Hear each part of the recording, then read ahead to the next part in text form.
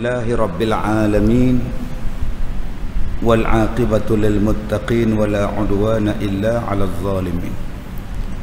Ashhadu an la ilaha illallah wa ashhadu anna Muhammadan 'abduhu wa rasuluh.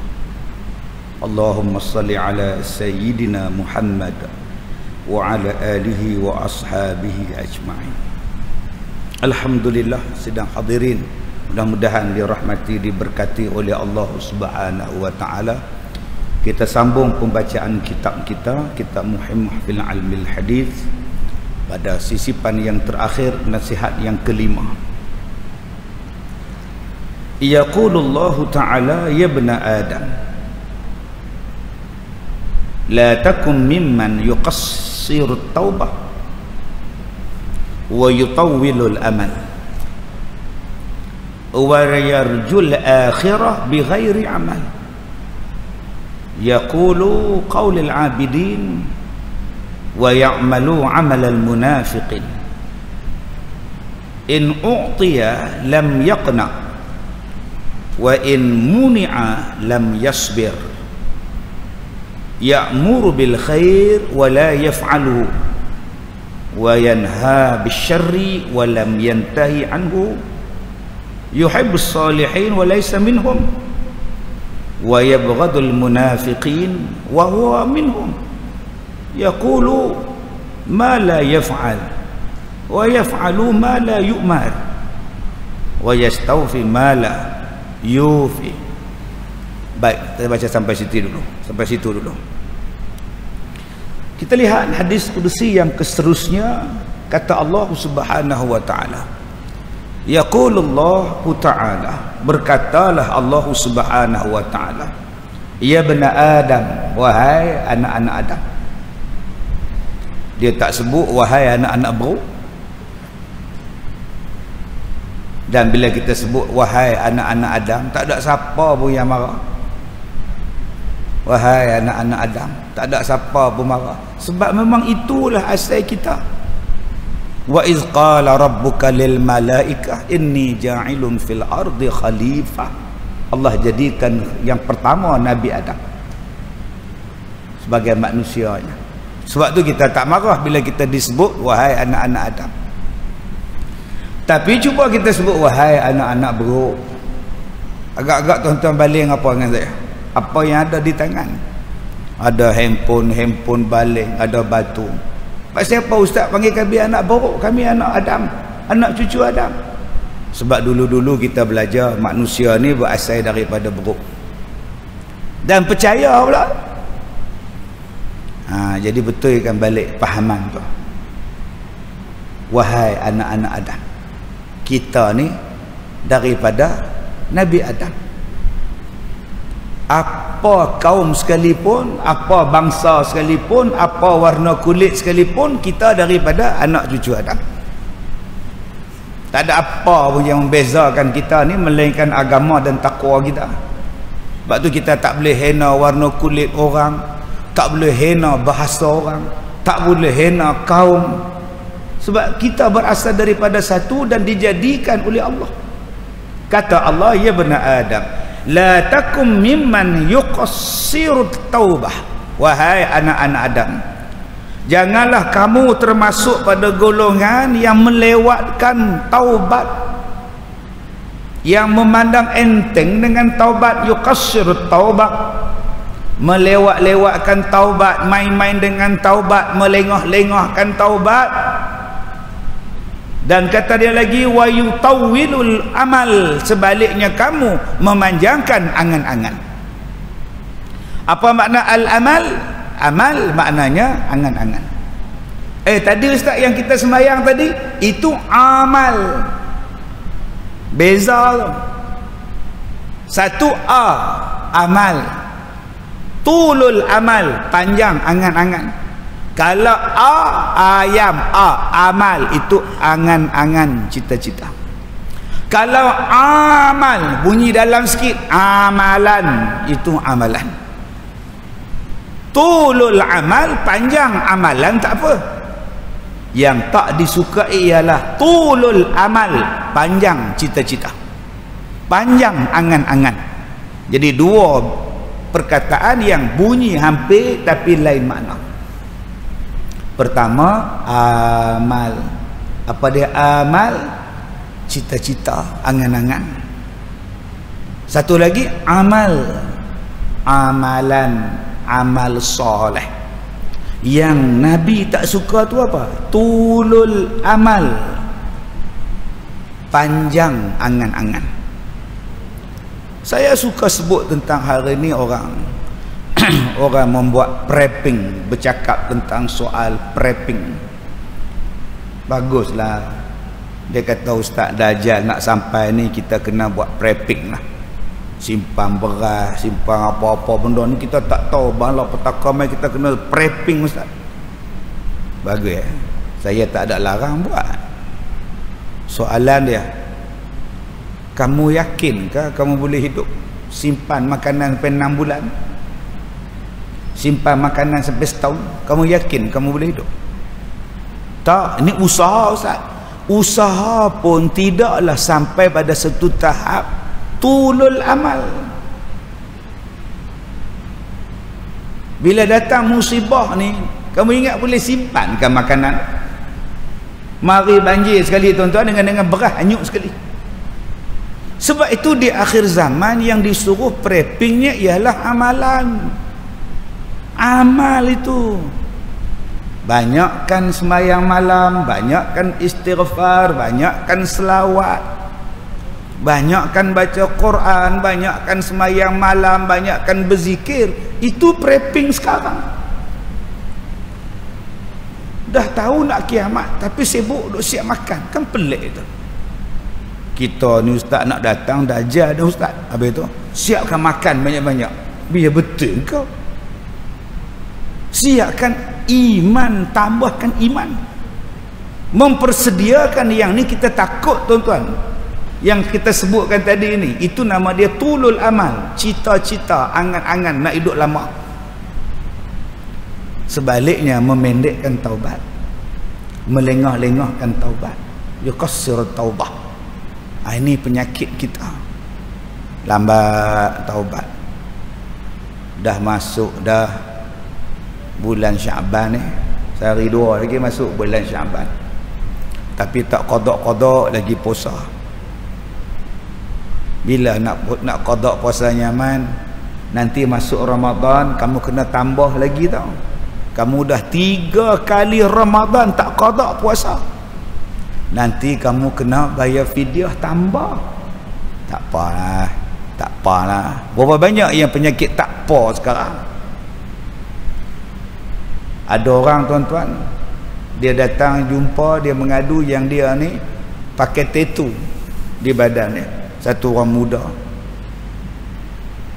Dia kata, Ustaz macam mana nak taubat? Saya kata, taubat nak buat macam mana? Ni ada benda ni. Kalau ada ikhtiar untuk buang, buang. Cari jalan. Jangan pergi ambil asid pula, pergi siram pula. Tak disuruh. Habis itu nanti macam mana saya nak ikut Ustaz pergi umrah? Saya kata pergilah. Dia ikut saya pergi umrah tuan-tuan. Saya ingatkan di lengan ni saja dia ada tattoo. Rupanya di belakang ni pun tattoo. Bila pakai kain ihram nampak. Wah, ini something kampung dusun. Ganas gila ni tuan, belakang ni penuh. Ingat kan di sini, dia tunjuk saya sini. Bila dia buka ke ihram, belakang lagi ada. Dia pakai ke ihram. Taubat. Yang hak kita buat lepas-lepas tu terus duk fikir dah, terus duk ingat dah, terus duk kenang dah. Yang kita duk ingat sekarang ni ialah aku takut, aku tak sempat taubat, tak sempat taubat. Bimbang Allah jemput aku dalam keadaan maksiat. Bimbang Allah Ta'ala jemput kita ni dalam keadaan kita ada dosa dengan mak kita, dosa dengan isteri, dosa dengan ayah kita, dosa dengan jiran, dosa dengan manusia banyak. Yang tak sempat kita minta ampun. Dosa dengan Allah tadi kita minta ampun.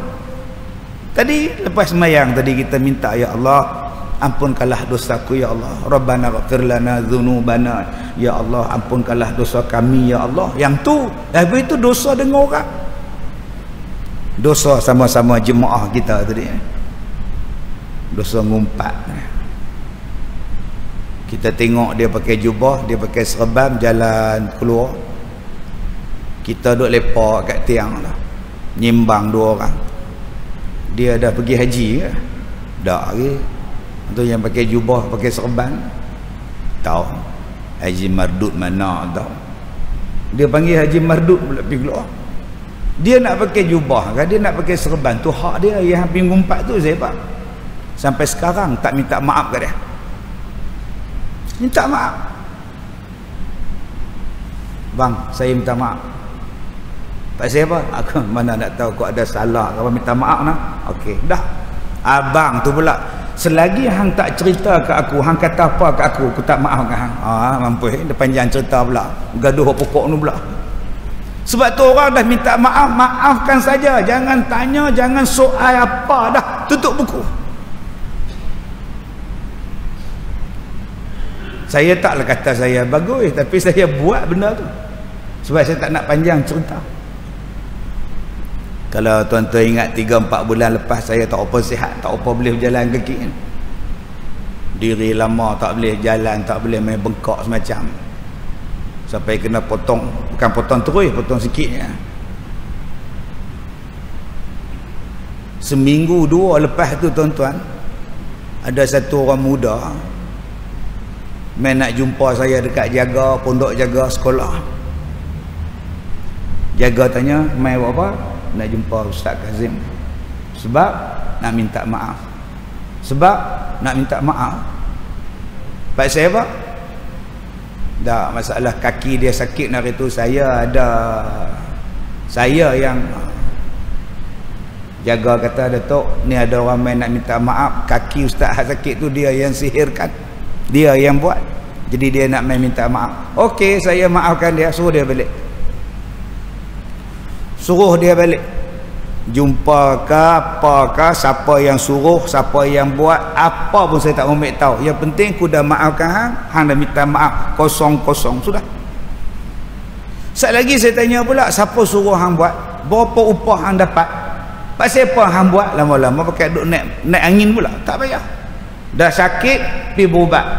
Hang dah minta maaf, alhamdulillah. Dah minta maaf, aku maafkan. Senang hidup.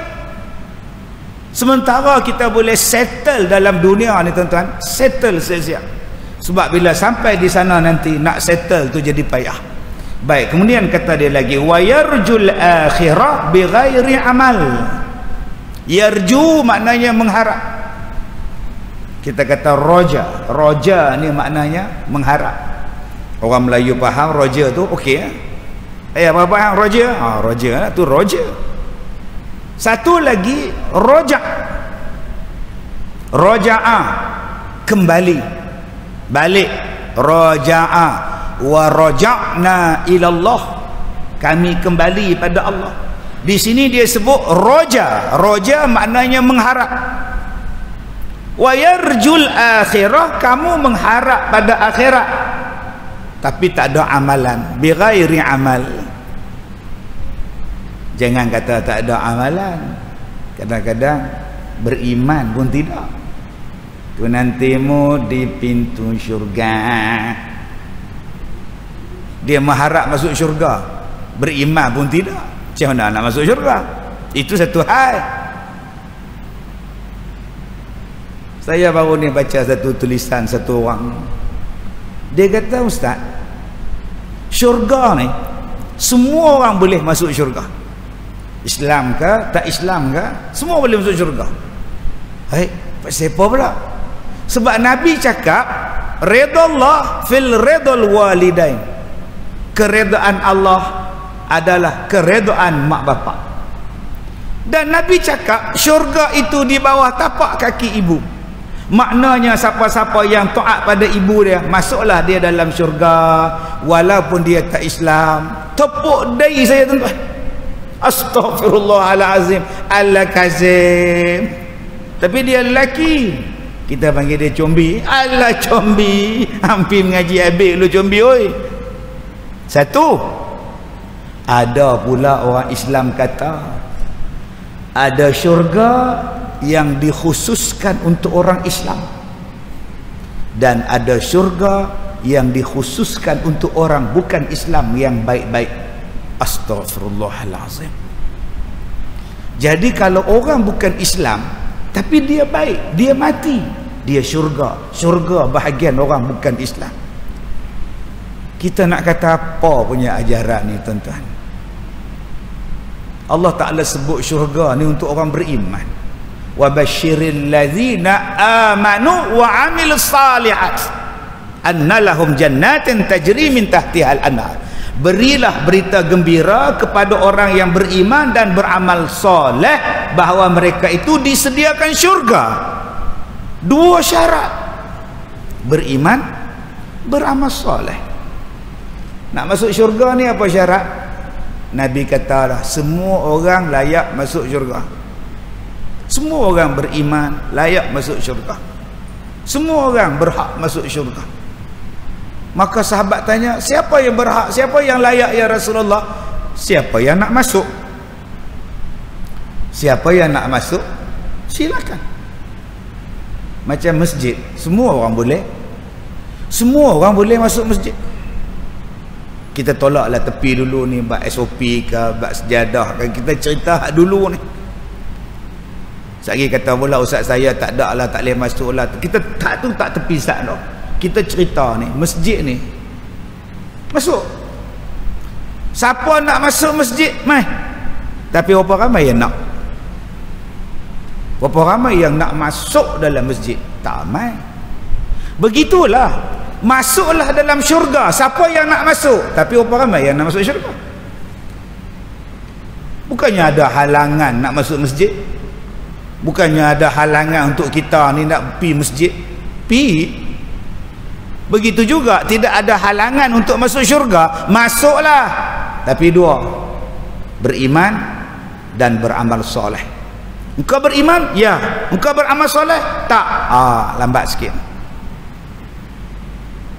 Sebab kau tak ada amal soleh. Sebab itu dalam tu dia sebut apa? Wa yarjul akhirah bighairi amal. Kamu mengharap akhirat tapi tak ada amalan. Tapi ustaz, bukan depa habaq, depa kata kan nak masuk syurga ni bukan dengan amalan ustaz, dia dengan rahmat daripada Allah. Dengan rahmat Allah yang masuk syurga ustaz, bukan dengan amalan. Siapa kata? Ada ustaz kata? Habis tu hadis ni hang letak di mana? Ayat Quran tadi hang letak di mana? Berilah berita gembira kepada orang yang beriman dan beramal soleh akan syurga. Betul nak masuk ke dalam syurga tu dengan rahmat Allah, betul, tapi bersandarkan kepada apa? Dengan rahmat Allah lah kita ni masuk syurga. Pasal apa? Semayang maghrib 5 minit, makan nasi kanda setengah jam, baca Quran 10 minit, tengok wayang 2 jam setengah, hidup 40 tahun, buat haji sekali. Puasa hanya sebulan, balance 344 hari, makan. Gaji 4,000, sedekah RM4. Kalau nak dikira dengan amalan kita tu, tak layak kita masuk syurga. Tetapi kerana rahmat Allah lah engkau layak. Itu maksud dia. Bukan maknanya langsung tak payah semayang. Jangan semayang, dengan rahmat Allah kita masuk syurga. Kalau tak semayang pun, kalau ditakdirkan Allah suka kita masuk syurga, kita masuklah. Kalau macam tu Tuhan bersifat macam mana pula? Tuhan kan maha adil. Allah kan maha adil. Jadi kena faham ni, jangan mengharapkan akhirat tanpa amalan. Amalan tu apa? Takwa. Amalan tu apa? Bekalan. Bekalan yang terbaik apa? Takwa. Wa tazawwadu fa inna khairaz zadit taqwa, berbuat bekallah kamu, sebaik-baik bekal nak menuju akhirat ialah ketakwaan, bukan tak payah semayang. Sebab ada orang kata hari ni jangan semayang kalau tak khusyuk, nanti celaka. Fawailul lil musallin, jangan semayang kalau tak kenal Tuhan, jangan semayang kalau tak khusyuk. Habis itu macam mana kau nak masuk syurga kau tak ada amalan? Ustaz faham dah ayat tu, fawailul lil musallin, binasalah, celakalah orang yang semayang ni. Bacalah sampai habis terjemahan dia. Yang kata hak celaka binasa ni orang yang semayang dia macam mana? Sekarang ni tuan-tuan zaman sibuk, zaman sibuk, kerja banyak, waktu rehat kadang-kadang sambil makan pukul 1 tu sambil buat kerja, sambil duduk tekan komputer, sambil duduk makan nasi bungkus punya sibuk. Habis tu bila semayang zuhur, saya semayang zuhur 4:30. Kenapa lambat? Sebab saya nak dekatkan dengan asar. Jadi senang, asar masuk pukul 4.45, saya semayang lohok pukul 4:30. Habis salam semayang zuhur je, terus saya penderah asar pula dekat. Senang. Saya hampirkan 2 waktu. Boleh ustaz kan? Boleh ustaz kan? Tu nama dia melewatkan zuhur. Saja-saja melewatkan zuhur. Yang ni maksud dia. Saja-saja melengah-lengahkan. Yang ni yang tak elok ni. Bukan maknanya semayang tu tak khusyuk. Bukan maknanya bila semayang tak khusyuk jangan semayang. Salah. Sebab apa? Sebab khusyuk tu di dalam semayang. Ulang balik. Khusyuk tu ada di mana? Khusyuk tu ada dalam semayang. Jadi kalau hang nak khusyuk, hang kena semayang baru dapat khusyuk. Bukan maknanya tak payah semayang sebab hang tak khusyuk. Salah tu. Bila hang tak semayang sampai ke mati tak dapat khusyuk. Belajarlah khusyuk di dalam sembahyang, insya-Allah datanglah khusyuk. Oh, hari ni tuan-tuan nak berhujah dengan orang bijak ni jadi payah. Dia guna otak, dia tak guna ilmu, dia tak guna iman, dia guna akal. Akal dia rasa boleh. Akal dia rasa tu betul, dia betul. Dia bukan rujuk lah. Baik, kemudian yaqulu qaulal abidin wa ya'malu amalal munafiqin. Kata Allah, kata-kata kamu adalah kata-kata orang yang buat ibadat, tetapi amalan kamu amalan munafik. Ni dia ni. Atamuruna an-nasa bil birr wa tansawna anfusakum wa antum tatluna al-kitaba afala ta'qilun. Apa kamu suruh benda yang baik, kamu cakap benda yang baik, tapi kamu buat benda yang jahat. Banyak tuan-tuan. Yang ni yang jadi munafik ni. Kata-kata baik duk tulis dalam Facebook, sembahyanglah, Allah suka orang sembahyang. Dia sendiri subuh terbabas. Nampak? Duk tulis dalam Facebook macam-macam. Tulis kata-kata hikmah dalam TikTok, dalam Facebook. Allah, bila kita baca tu touching, menyentuh jiwa. Tapi amalan dia amalan munafik. Kadang-kadang dia kata apa? Buanglah dendammu. Dendam itu barah yang merebak dalam jiwamu. Tapi kalau dia marah, kalau dia benci, punya teruk perangai sampai ke mati dia dendam. Kata-kata tidak menggambarkan perbuatan. Sebab itu orang Melayu ni tuan-tuan, kadang-kadang dia tengok benda dalam filem tu, itulah diri dia. Kita tengok cerita Seri Mersing, Damak, Pak Malau, Awang Sulong, semua tu mewakili kita. Semua mewakili kita. Satu, orang yang tak nak memaafkan orang lain, nama dia Damak. Jenuh orang minta maaf, tak mau. Damak, aku ada hajat yang besar dengan kau Damak. Sebelum saya menyampaikan hajat orang, ada baiknya saya menyampaikan hajat saya, Pak Malau. Apa hajat kau Damak?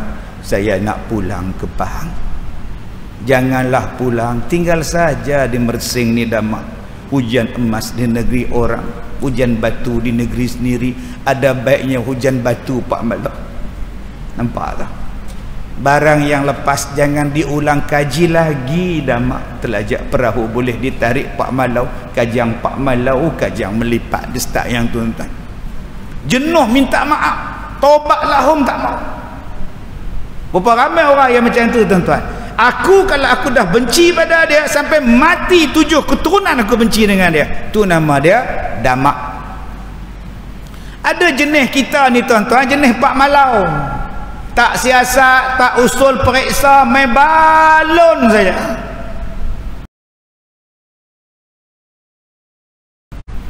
Tapi sekurang-kurangnya main minta maaf. Dia balon dulu, dia hentam dulu, lepas tu baru pula buat muka welfare habis minta maaf. Aku minta maaf Damak, aku bersalah. Tak apalah juga. Tapi sampai bila macam tu tuan-tuan? Ni tambah-tambah kita ni maklumat di hujung jari. Macam-macam benda yang kita hari ni tak perasan. Benda fitnah kita sebarkan. Sekarang tengah duk banjir, kita tambahkan lagi cerita menakutkan orang. Empangan Kenyir telah mengeluarkan siren amaran, pakak Kelang Kabuk pula. Oi, Empangan Kenyir dah penuh, lari. Mana kau tahu? Ni taktik bagi tahu. Loh. Kelang Kabuk, satu Malaysia Kelang Kabuk. Pejuang Chechnya dah serang Ukraine, dia orang pun join Rusia. Biar betul kau, Chechnya tu berperang dengan Rusia, bila masa pula dia baik dengan Rusia pergi serang Ukraine pula. Apa pula dalam taktik bagi tahu? Amboi. Ni akai tak kat lutut ke apa? Ni tak nampak ni, depa duk semayang ramai-ramai ni, pakai duk takbir nak pergi serang. Ni gambar ni bila punya? Video ni bila punya? Kau ni bercakap baik tapi perangai munafik. Munafik itu menyebarkan cerita bohong.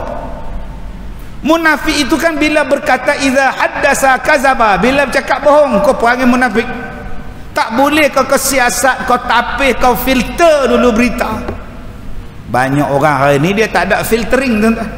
Dia ada air filter, dia ada water filter, dia ada oil filter, dia ada, tapi dia sendiri tak ada filter. Apa yang dia terima, apa yang dia tengok, apa yang dia dapat, semua dia percaya. Nampak ni, bukan aku kata gambar dia. Tak nampak ni, muka tak, muka dia ada janggut sejemput tak dia. Ni Ustaz Kazim duk mengajak kita pakai baju batik merah bukan main lagi. Tengok duk batu feringgi pakai spender. Apa ustaz ni? Apa punya ustaz? Lah ni Pak Long, gambar saya, gambar kita, gambar Pak Long boleh campur dengan badan orang lain. Muka kita ni tuan-tuan jantan, dia boleh ubah jadi flawless, jadi betina. Dia boleh buat. Muka mangah melah mangah dia boleh ubah jadi lelaki, misai bertaring dia saja Senin. Sebab tu Allah kata dalam Quran, in ja'akum fasiqun binaba'in fatabayyanu, siasat. Sifat orang munafik, dia tak siasat, dia balon. Tapi bila kita bercakap, cara gaya cakap tu macam orang abidin, orang yang buat ibadat. Tapi cara betul-betul kita ialah munafik. tak bertanggungjawab dengan apa yang kita sebarkan. Baik, kemudian katanya lagi in u'tiya lam yaqna wa in muni'a lam yasbir. Kata dia lagi, manusia ni kalau diberi in u'tiya lam yaqna, dia tak memadai, dia tak cukup. Wa in muni'a lam yasbir, kalau dia tak dapat, dia tak boleh sabar. Perangai manusia ni, kalau dia dapat tak pernah cukup. Kalau dia dapat, dia tak pernah cukup. Yang dalam tangan ni belum habis disuap, tapi duk tengok nasi orang dalam pinggan orang lah. Dalam pinggan dia pun tak habis lagi makan, tapi duk nampak dalam talam orang lain lah. Itu nama dia golongan yang tak memadai dengan apa yang dia ada. Dia tak kenyang-kenyang, lapar. Bukan tak ada isteri, ada, tapi duk tengok bini orang. Bukan tak ada suami, ada, duk tengok suami orang lain. Tengok lain. Bukan tak ada rumah, ada, tapi siang malam duk scroll tengok abang cantik abang kan, cantik abang kan, cantik abang kan, ya Allah abang langsir dia abang, cantik abang kan, cantik abang kan. Pukul 3 pagi duk cantik abang kan, cantik abang. Lama-lama dia tak redha dengan rumah dia duk ada lah. Bukan tak ada kereta, aircon ada, radio ada, semua ada dalam kereta ni. Tak, tapi tak syukur dengan apa yang ada. Duk tengok kereta sebelah dia, waktu kereta tu duk parking dekat, duk tunggu lampu merah. Bang, tengok tayar dia bang. Kereta tu pi exhaust 4 bang, exhaust dia 4 bang. Yang dia ni pula exhaust relai tengah jalan. Dia tak syukur dengan apa yang dia ada. Lama-lama dia tak seronok dengan yang dia ada. Dia tak redha dengan isteri yang dia dapat. Dia tak syukur dengan suami yang dia dapat. Dia tak redha dengan rumah yang dia ada. Semua tak cukup pada dia. Orang macam ni tuan-tuan, apa jadi? Dan kata dia, wa in muni'a lam yasbir, kalau dia tak dapat, dia tak sabar. Tuan-tuan pernah jumpa orang bunuh diri? Jumpa. Hidup kita ni jumpa macam-macam. Saya jumpa orang bunuh diri sebab tak lepas SPM. Bunuh diri tuan-tuan. Dia tak dapat skor, dia malu. Mak bapak pula hentam dia, cikgu-cikgu pula feras. Allah, awak ni nampak. Balik rumah dia tengok kipas angin, gantung kat kipas panjang tu tuan-tuan, lidah. Ada satu yang saya uruskan, gantung juga kipas angin tak, sebab Fras bercerai dengan isteri dia. Dia tak boleh terima isteri dia tinggalkan dia. Entah sayang macam mana tak tahu. Lah gantung betul kipas angin. Ini pun kalau besar macam ni kipas angin, cantik macam ni, tak jatuh dah. Taruh kipas 3 bilah pun dia boleh gantung, tambah yang ni 6 bilah, besar gedabak macam ni tuan-tuan, cantik macam ni. Orang gunakan kipas untuk bagi sejuk, dia gunakan kipas bunuh diri. Pasal apa? Pasal tak boleh sabar benda yang dia tak dapat. Itu tak dapat, tak apalah, dia cederakan diri dia, lantak pergi kat dia. Ni tak dapat, dia celakakan orang lain. Ni dia pinang satu orang perempuan, dia tak dapat, dia sebut ala-ala aku tak dapat, semua takkan dapat. Gila perempuan tu tuan-tuan, disihirnya. Lah duk jalan tak pakai baju lah membuat ni. Daripada orang duk minang seorang, ditolak, geram menyebab saya sihir dia. Yang ni pun tuan-tuan pernah jumpa. Dia tak sabar, padahal bersepah lagi orang perempuan. Banyak lagi. Pasal apa yang kau tak ada sifat sabar bila kita tak dapat sesuatu benda. Ada yang tak dapat anak, dia tak sabar. Bila dia tak dapat anak, dia buat benda yang bukan-bukan. dia telan benda yang bukan-bukan, dia buat benda yang bukan-bukan. Yang penting aku dapat anak. Dia bawa anak dia jumpa saya dengan isteri dia, 3 beranak mai. Okey, masalah apa abang? Kami tak ada anak lama tak? Ni anak lah, ni anak lah. Jadi masalah dia macam ni. Jadi 6 harakat jadi tak jadi ni lama kan. Kami ada nazar, kalau dapat anak kami nak bawa, duk cucuk mulut, duk cucuk badan. Pasal pun nazar macam tu. Kami dah minta dekat ustaz, kami dah minta sembahyang hajat, dah berubat macam-macam lah. Tapi ada kawan kata cuba hampir jumpa dengan Tok Sami tu, dia boleh berubat. Jadi pi minta ubat kat dia nak dapat anak. Dia kata syarat dia kalau dapat anak kena bawa benda tu. Jadi tu dia 4 kali lah jadi. Soalan saya, ustaz, saya kena bawa tak hak duk cucuk ni? Hak duk bawa lagu tu, bunyi-bunyi ni. Saya tengah-ngah tuan-tuan, tengah-ngah. Astaghfirullahalazim. Abang tak boleh sabar ke? Nabi Ibrahim tu berpuluh tahun tak dapat anak, tak ada dia minta macam tu. Nabi Zakaria berpuluh tahun nikah tak ada anak, tak ada dia buat macam tu. Kenapa abang tak ambil contoh pada nabi-nabi tadi?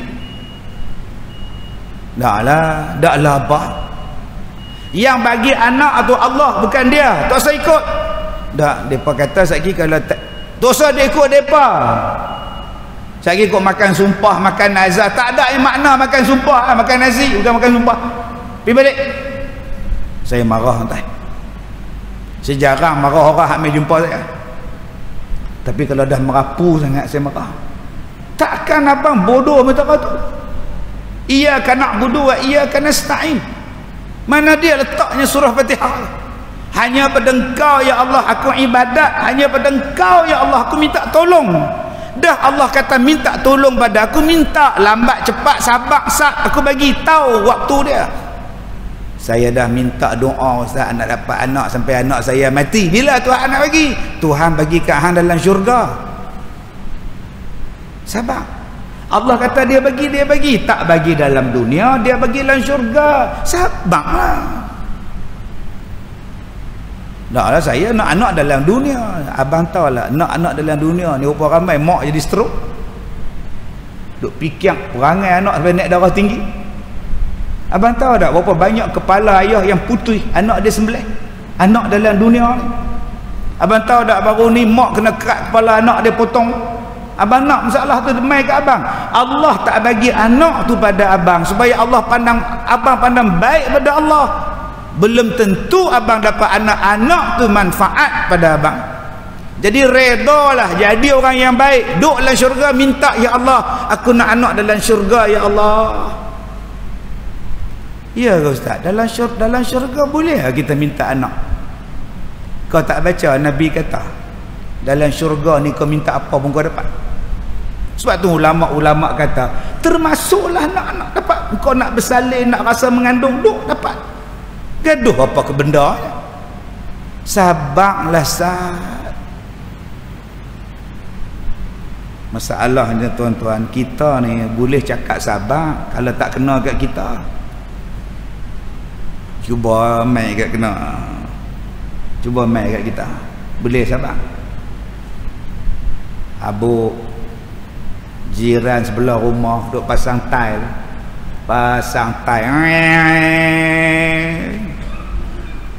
Asap dia habuk tail tu mai rumah kita. Lepas tu lelah kita. Tak boleh kena habuk langsung. Mai malam pula cucu balik, tak boleh kipas angin, teriak. Mak oi, Aiman ni dia bukan boleh kipas, dia nak aircon. Yang kita tak boleh kena aircon. Mai lelah sejuk. Malam tu tak bernafas pula. Cucunya besar, tak apalah, tak bernafas pun doa lah. Mai jiran pula mai hantar apa tahu makanan apa terlupa nak bagi tahu dalam tu ada cuka, makan tak bernafas pula. Mai anak balik pada asrama awak balik jeruk. Duk nyap tak depan kita berteringin buh jeruk seketui makan, lepas makan tak bernafas pula. Tu nama dia asma. Lelah. Nu duduk kat klinik tu. Berubat merata tak lega. Boleh sabar. Orang lain main bola boleh, orang lain jalan boleh, kita duk Lalah kawan kata, hang kalau nak lega. Kawan aku lah abang. Dia kata kena telan anak tikus. Lega. Dia kata lega lah, tak ada apa lah. Tengok elok dah makan jeruk, Pak Ali lah apa semua elok lah. Dia balon sungguh tuan-tuan. Saya tak bohong, dalam masjid dia main jumpa, dia kata ustaz boleh tak berubat lelah? Tak tahu saya pun lelah nak ubat apa. Saya tak erti perubatan, saya tak erti kata. Dah ustaz ingat bohong, tolong lah. Saya tak pandai abang. Dia pun kata makan hati unta. Hati unta tu abang goreng dengan tanpa minyak, abang blend tumbuk buat kopi, insya-Allah. Pasal apa abang tanya? Tak, saya ngaku ustaz boleh berubat, tanya kan. Tak pandai. Tak apa, ini nombor 2. Ustaz, makan anak tikus apa hukum? Saya tengok muka ni. Abang dah makan ke? Dah. Lah. Berapa ekor? 2. Hak lagu mana? Hak merah tu. Dia kata hak merah. Dia pun kata ubat lelah. 2 ekor saya telan. Abang telan lagu mana? Bungkus dengan roti gedenya. Ngap sekali. Allah, tuan-tuan. Tuan-tuan boleh bayar tak buah Melaka? Tekat. Perik beruk lebih kurang macam tu, tuan-tuan. Allah, abang telan belum? Telan dah, selamat dah. Kalau selamat tak apa. Nak kata apa, takkan nak korek balik kot. Lain-lain dengan buat. Ni dia. Pasal tak kena pada kita, kita boleh buat muka tu apa. Cuba kena kat kita. Cuba kena pada kita, tuan-tuan. Tuan-tuan pernah jumpa orang yang korek kubur bapak dia. Dia korek kubur bapak dia, ambil sepotong kain kapan mayat bapak dia. Sebab dia tak tahan kena kacau. Bomo mana tak tahu, kata ni saka bapa hang, ni saka bapa hang. Nak berubat saka, kena pi ambil kubur apa nama kain kapan, kubur mayat bapa hang tu hang kena gali, ambil 4 jari kain kapan. Dia buat, tuan-tuan. Sedangkan kita tahu menggali balik kubur tanpa sebab tu mengaibkan mayat, tak boleh. Dia peduli apa? Dia tak sabar. Dia korek kubur, tuan-tuan. Dia jumpa mayat bapak dia, dia potong, buat balik. Dia bagi kat Tok Bomo tu. Tok Bomo tu letak dalam ayak ni, letak dalam gelas, rendam. Tok Bomo suruh minum. Ni dia nak buang saka pak hang supaya tak kacau hang. Telan, tuan-tuan. Habis telan mai tanya,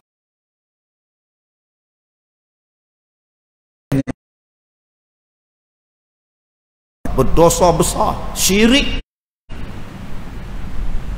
Saya kata tak sampai tanya lah. Abang pun tahu berdosa. Yang abang boleh telan air kapan tu satu hal. Abang sanggup no korek kubur bapak sendiri, abang sanggup no. Abang tak kesian ke ayah-ayah abang? Dah, saya sakit ustaz. Dah, abang tahu mana ayah abang belah saka? Abang tak tahu kan? Tok Bomo bagi tahu kan? Kalau Tok Bomo tu tipu, kita ni kadang-kadang tak erti, kadang-kadang jahil, kadang-kadang tak tahu. Bila sakit panggil orang berubat, dia pun jampi Saka. Ada tak barang-barang lama? Dia kalau cakap sambil pejam mata, percaya. Kalau cakap tak pejam, orang tak apa nak percaya. Dia rasanya ada benda lama dalam rumah ni. Ada tak dia tinggal barang-barang lama ni? Kering ke, streka ke? Nampak? Orang percaya tak? Percaya. Kerih dah, kerih kan? Ayah tinggal kerih kan? Dia cucu pun streka pun ada. Sudah. Dia kata hak tu dia duduk tang situ, jadi duduk main, duduk kacau dia pasal ada tunggui dia. Ada tunggui dia. Jadi dia duduk main, duduk tengok tang situ. Jadi kalau boleh lah pergi buang. Kami tak tahu nak buang. Tak susah pergi Jabatan Pulau Pinang campak buang. Tapi selalunya kalau campak tu dia terbang main balik. Sudah entah. Kalau gitu Tok Bomo lah buang. Tak apa. Mai saya buang, balut kain kuning, ketak-ketak tangan bagi. Berat benda ni. Kita pun cering bulu rumah ni. Lepas-lepas dia buat balik lega. Alhamdulillah lega. Dia tak tahu kerih tu harga berpuluh ribu. Tu saya kata bodoh. Dia tak tahu streka tu harga berbelas ribu. Tok Bomo tu pergi jual tu. Ni buang pasal apa? Kerih tu kerih lama. Bukannya ada hantu pada kerih tu. Tapi dia cerdik, dia pergi jual dekat pengumpul barang antik tuan-tuan, berpuluh ribu harga kerih. Mana Ustaz tahu? Awak saya tak tahu pula. Saya pergi jumpa hak pengumpul. Saya pergi rumah dia penuh dengan kerih. Tombak, lembing semua ada. Saya tanya, tuan, mana tuan dapat ni? Apa susah Tok Bomo main jual kat saya? Astagfirullahalazim. Kita kehilangan barang bersejarah yang cukup berharga. Lah tuan-tuan nak cari streka besi tu mana? Abang. Dulu dia kata streka ni lah duk simpan hantu. Pakat jual semua streka orang. Lah tak jumpa lah. Pi ada kat muzium. Rasa macam aku punya ni. Padat muka. Guna otak tuan-tuan ni. Jadi bila sakit apa nak buat? Sabar sat lo. Sakit mai cepat, lari hilang macam semut, sabar sat. Baik, kemudian dia kata lagi, ya'muru bil khairi wa la yaf'aluhu.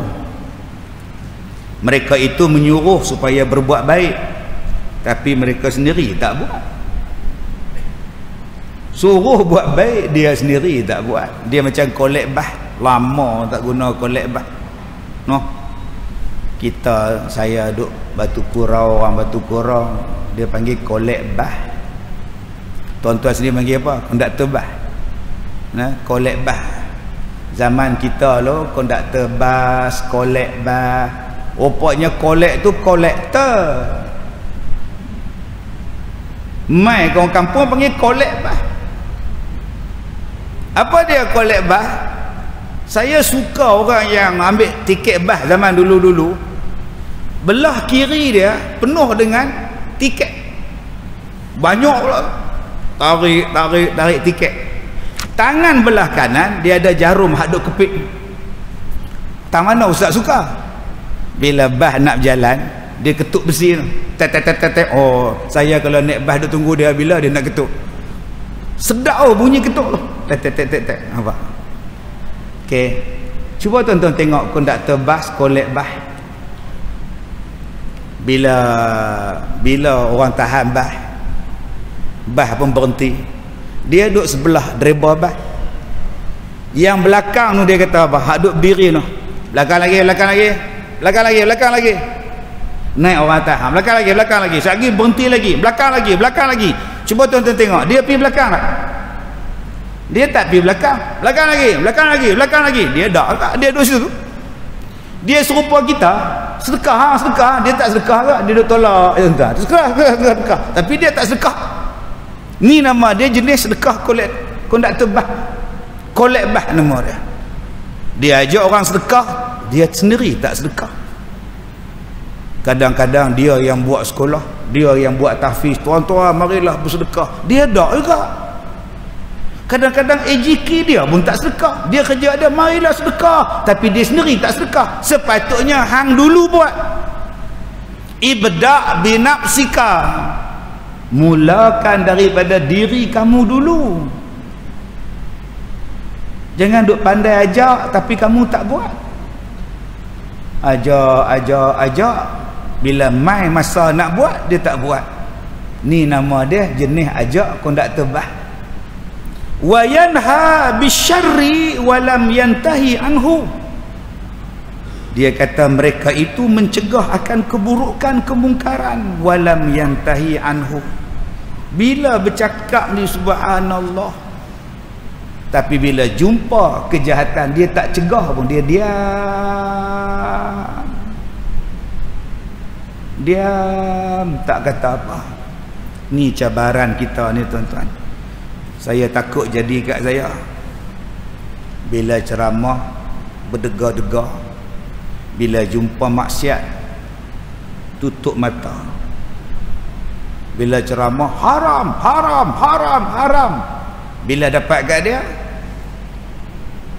sebelum dapat haram. Bila dah dapat, dia sebenarnya tak haram tau, tapi nampak macam haram.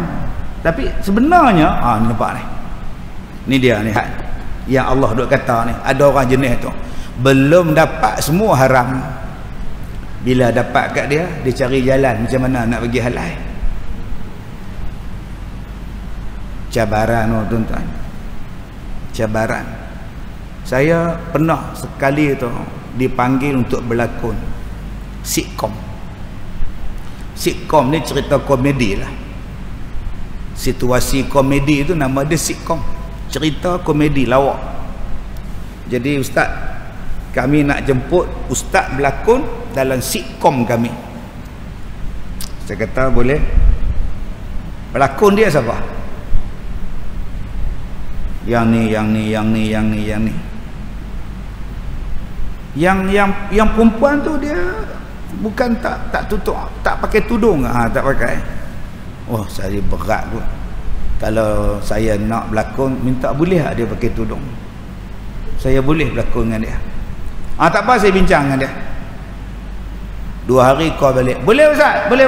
Dia nak pakai tudung. Okey, dia pakai tudung. Tak apa. Waktu baca skrip, dia dah pakai dah. Tutup. Dan dia tutup tuan-tuan sampai sekarang. Tak buka dah. Sampai sekarang tuan-tuan duk tengok dia live sampai sekarang pelakon ni. Alhamdulillah. Sebab tu kita kena cakap. Ada juga yang saya berlakon, ustaz, dia tak mau pakai ustaz. Dia tak mau pakai. Dia kata laki dia tak suruh, laki dia tak larang. Tak apa, aku suka hang. Lepas tanggungjawab aku lah. Selesai masalah. Saya cuma minta. Dia kata suami dia tak suruh, suami dia tak larang apa, suami dia tak bisin. Tak apa. Pulang ke hang. Tanggungjawab aku dah selesai. Sekurang-kurangnya cakap. Sebab tu ada satu pengarah filem, dia meninggal 2-3 bulan lepas. Bila dia panggil saya berlakon, saya berbual dengan isteri dia, bual dengan dia, nyembang. Saya tanya, abang, macam mana kesihatan abang? Saya ni tak apa sihat ustaz, tapi dah janji dengan orang kena buat abang. Nak buat macam mana? Udah janji dengan demet itu dia. Saya tak sihat, tapi ustaz, lepas-lepas saya sakit, saya sembuh dari sakit, saya teringat mati ustaz. Saya teringat budak-budak yang kerja dengan saya ni. Kalau dema tak sembahyang, apa saya nak jawab depan Tuhan? Sebab tu saya mana-mana yang kerja dengan saya kena sembahyang, kata dia. Betul tuan-tuan. Masuk Zuhur 1:30, stop. Production crew stop. Okay, time for salat. okey. Oh, dia punya pegawai dia, penolong, semua pakai semayang, buat satu kemah khas semayang. Kameraman ke, continuity ke, pekebala semua pergi semayang. Siapa imam? Saya imam. Allahu akbar. Pelakon perempuan ke, pelakon lelaki ke, semua semayang. Sembahyang. Sebab apa? Sebab takut. Hang berlakon, hang tak sembahyang, nak jawab apa? Jadi saya kata alhamdulillah bang, saya syukur sangat bila abang buat surau dalam set berlakon. Tuan-tuan, satu filem, satu drama nak siap 3 minggu sampai 4 minggu. Bayangkan kalau tak semayang apa jadi. Dan kesedaran kita terhadap semayang alhamdulillah makin kuat. Mudah-mudahan kita ni tak cakap saja, kita buat. Kerana kadang-kadang kita nak buat tu jadi susah. Saya bagi contoh, kita ajak orang semayang, semayang, tapi bila kita buat kenduri kahwin, berapa ramai tak semayang? Bila adik-beradik kahwin, kita biar aja dia tak semayang, pengantin tak semayang, pak pengantin tak semayang, yang di kedohong tak semayang, hak caterer tak semayang, pakak duk angkat lauk sampai habis semayang zuhur. Kita tak tegak. Kita tahu budak catering tu tak semayang, baju putih seluar hitam duk angkat kelang kabut peluh sini, buh pula tolak good morning ni. Pernah dah kita tanya dah semayang ke? Tak apa, pakcik mengangkat hampir semayang lah. Kena buat.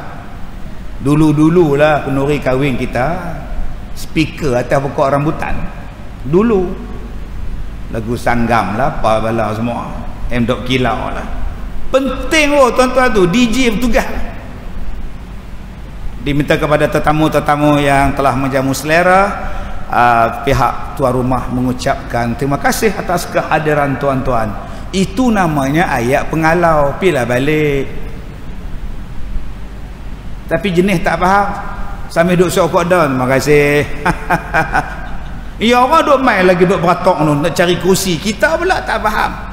Kepada tetamu-tetamu yang telah menjamu selera, saya bagi pihak tuan rumah mengucapkan terima kasih atas kehadiran tuan-tuan ke majlis perkahwinan pengantin kita pada hari ini.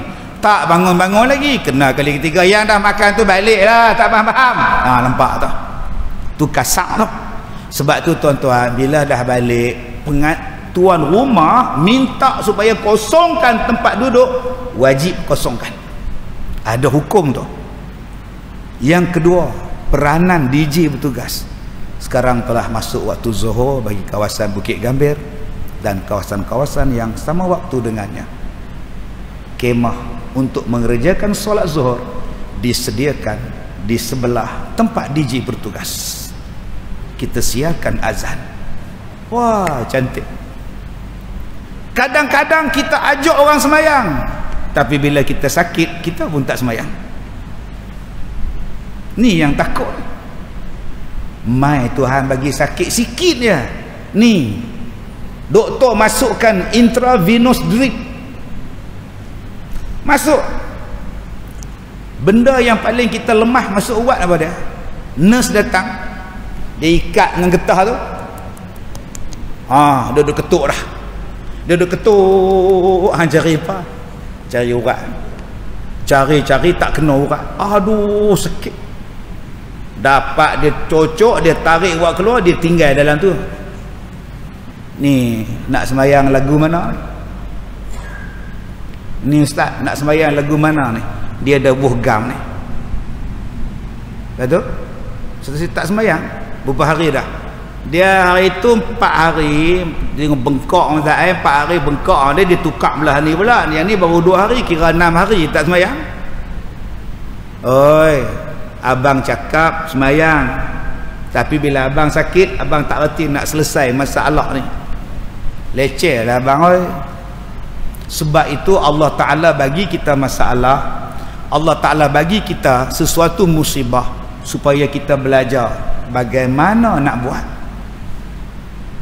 Semalam saya pergi Kuala Lumpur, lori terbakar, lori lori terbakar dekat Bukit Beruntung, jamnya sampai Behram. Saya kata tak sampai dah kalau macam ni, tak bergerak langsung ni apa siapa pula tengok ke Info Plus lah, lori terbakar tak bergerak. Dah pukul 6.30 tak sembahyang sahih. Berapa ramai yang tak sembahyang? Nak sembahyang apa? Ustaz, jalan jam. Dah, hang tak boleh turun sembahyang tengah jalan. Buatnya kereta jalan, kereta saya tak jalan, marahlah orang. Itu buat macam mana? Tak sembahyang. Boleh tak sembahyang? Apa tak boleh pula? Tuhan pun faham salah kita apa. Sudah tuan-tuan. Tak sembahyang dengan sebab jam. Boleh tak sembahyang dalam keadaan macam tu? Yang ni yang kena belajar tuan-tuan. Kita kena buat kursus balik. Mungkin kita dah tahu, tapi ramai lagi tak tahu. Sembahyang kalau tangan masuk drip, macam mana nak buat? Sembahyang kalau stuck dekat jalan raya, langsung tak berjalan, jalan sikit, macam mana nak buat? Macam mana nak sembahyang? Ayam tak ada, melainkan satu botol mineral kecil ni saja. Macam mana nak ambil wuduk ustaz? Kena belajar balik. Kita kata, abang saya nak ambil wuduk, kita bagi kat dia, nah wuduk dengan ini. Dia kumuk saja setengah, kok habis. Nak cukup sampai ke kaki macam mana? Dia kumuk saja setengah botol ini. Mana nak cukup? Kena belajar balik. Ada satu soalan yang sampai sekarang saya teringat. Pukul 8 dia telefon saya lepas buka puasa. Ustaz, saya ni kira puasa je lah. Puasa apa? 7.20 buka tadi. Dah saya kat highway ni. Siapa? Kereta rosak. Ada? Mana ada makan apa lagi? Apa budak ni kira puasa lagi ni? Puasa apa bang? 7.20 tadi buka. Dah usah faham tak? Saya tak makan apa lagi ni, kira puasa ni. Tak puasa dah bang oi. Dah saya belum makan apa-apa lagi ustaz. Walaupun abang tak makan, abang dah tak dikira puasa, dah habis dah. Habis tu apa tandanya saya tak puasa dah? Mana saya tahu? Apa pun tak ada ni, korma apa ayak pun tak ada apa ni. Saya kata abang tak makan pun abang tak puasa dah. Tak usah faham tak? Saya faham, abang yang tak faham. Saya kata kalau abang susah sangat, pergi buka bonet depan, buka tu, penutup tangki tu. Abang nganga tu, sembung tu. Kira buka puasa, lepas tu sebulan tak puasa, terbakar mulut. Sampai tara tu sendiri tuan-tuan, tak fahamnya.